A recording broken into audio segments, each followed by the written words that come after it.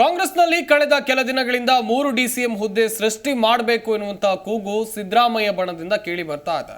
ಇದಕ್ಕೆ ಪ್ರತಿತಂತ್ರ ಎಂಬಂತೆ ಕೆಂಪೇಗೌಡ ಜಯಂತಿ ಕಾರ್ಯಕ್ರಮದಲ್ಲಿ ವಿಶ್ವ ಒಕ್ಕಲಿಗರ ಮಹಾಸಂಸ್ಥಾನ ಮಠದ ಚಂದ್ರಶೇಖರ ಸ್ವಾಮೀಜಿ ಡಿಕೆಶಿ ಅವರಿಗೆ ಸಿಎಂ ಸ್ಥಾನವನ್ನ ಬಿಟ್ಕೊಡಿ ಅಂತ ಬಹಿರಂಗವಾಗಿ ಸಿದ್ದರಾಮಯ್ಯಗೆ ಮನವಿಯನ್ನ ಮಾಡಿಕೊಂಡಿದ್ದಾರೆ. ಈ ಬಗ್ಗೆ ಕಾಂಗ್ರೆಸ್ನಲ್ಲಿ ಪರವಿರೋಧ ಹೇಳಿಕೆಗಳು ಕೇಳಿ ಬಂದಿವೆ.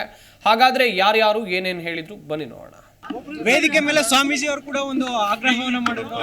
ಕಾಂಗ್ರೆಸ್ ಪಾರ್ಟಿ ಹೈಕಮಾಂಡ್ ಪಾರ್ಟಿ ಗೊತ್ತಾಯ್ತಾ ಸರ್, ಇದು ಡೆಮಾಕ್ರಸಿ.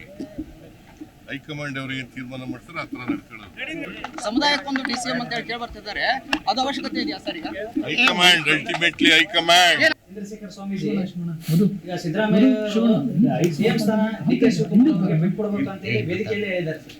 2.5 ವರ್ಷ ಆಗ್ಬೇಕು ಅಂತ ಇರ್ತಲ್ಲ, ಅದಕ್ಕಿಂತ ಮುಂಚೆ ಬಿಟ್ಕೊಡ್ಲಿ, ಇಷ್ಟು ವರ್ಷ ಅನುಭವಿಸಿದೀರಾ ಅಂತ ಹೇಳಿದ್ದಾರೆ. ಅಲ್ಲ, ಯಾಕೆ ಸಿದ್ದರಾಮಯ್ಯ ಅವರು ಆಡಳಿತ ಸರಿಯಾಗಿ ಮಾಡ್ತಾ ಇಲ್ವಾ ಅಂತ, ಸಿದ್ದರಾಮಯ್ಯ ಅವರ ಆಡಳಿತ ಸರಿಯಾಗಿ ಮಾಡ್ತಾ ಇಲ್ವಾ ಈಗ ಸಿಎಂ ಬದಲಾವಣೆ ಅಂದ್ರೆ? ಸರಿಯಾಗಿ ಮಾಡೋಲ್ಲ ಅಂತ ಯಾರು ಹೇಳ್ತಾರ? ಚೆನ್ನಾಗಿ ಮಾಡ್ತಾರೆ, ಚೆನ್ನಾಗಿ ಮಾಡ್ತಾ ಇದ್ದಾರೆ. 7 ವರ್ಷ ಆಗ್ತದೆ. ಹೈಕಮಾಂಡ್ ರೈಸ್ ಕಮಾಂಡ್ ಅಂತ ಸರಿಯಾಗಿ ಉತ್ತರ ಕೊಡಲ್ಲ ಅವರು. ಈ ಬದಲಾವಣೆ ಚರ್ಚೆ ಯಾಕೆ ಬರ್ತಾ ಇದೆ ಅಂತ ಹೈಕಮಾಂಡ್ ಮಾಡ್ತಾರೆ. ನಾನುಗಳು ಹೇಳಿದ್ರು ಮಾಡಿದ್ರೆ ಯಾರು ಹೈಕಮಾಂಡ್ ಅದಕ್ಕೆಲ್ಲ ಐತಿ, ಅವರು ಅದರ ಪ್ರಕಾರ ನಡ್ಕೊಂತಾರೆ. ಅವರು ಒಂದಿಷ್ಟು ಬಣ ಈ ಡಿಕೆ ಶಿವಕುಮಾರ್ ಅವ್ರ ವಿರುದ್ಧ ಹೊರಟಿದೆ ಸರ್, ಅವರೇ ಆಗ್ಬೇಕು ಅಂತ ಹೇಳಿ ಹೈಕಮಾಂಡ್ ಐತಲ್ಲ.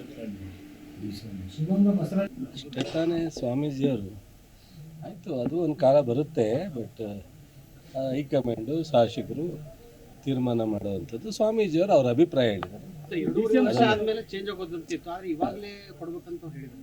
ಅದೆಲ್ಲ ನಮಗೆ ಒಂದು ಪಕ್ಷ ಇದೆ, ನಮ್ಮ ಪಕ್ಷದಲ್ಲಿ ಹೈಕಮಾಂಡ್ ಇದೆ, ಅದನ್ನು ಮೀರಿದಂಥ ಶಾಸಕರಿದ್ದಾರೆ.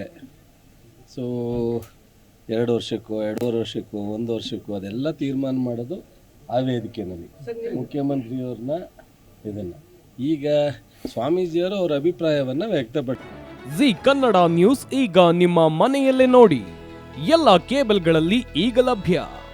ಸನ್ Direct 292, Jio TV 1334, U Digital 162, City Cable 51, GTPL 17, Abhishek cables 821, Rockline telecommunication 51, Shri Basaveshwara number 60, Vinayaka digital number 53, in digital number 896ರಲ್ಲಿ.